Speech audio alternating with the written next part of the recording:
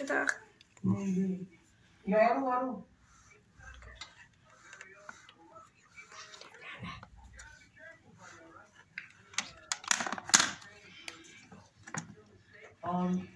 میگه باید مراقب باشی، اونا دارن توی این درخت دنبال خلافکارا میگردن، این بحثا میگیرن.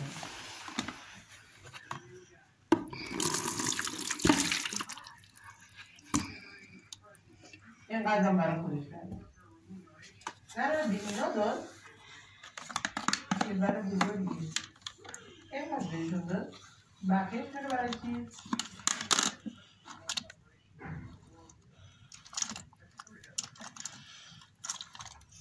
چی شد؟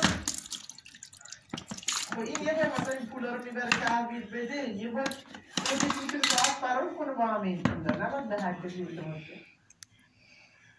اما تو مثلا تلگرام که بکنه نمیتونه کار بکنه، اما جوان مردمی چیزی کرده و فقط یه کار ساده، یه کار خلاف ساده مثل جزئی از بانک اصلی شهر کوچیک دادن.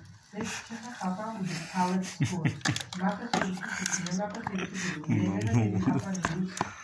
نمیده چرا تمام نشد، تمام شد. یه مرحله دیگه هم برای مایکل پیش اومد که اون دیگه چقدر دلیل مالیونیه با اینجاست. ای جان بچه ها برای پارت بعدی میریم سراغ این مرحله. عشق من این تا پارت بعدی سرقت بزرگ. وای وای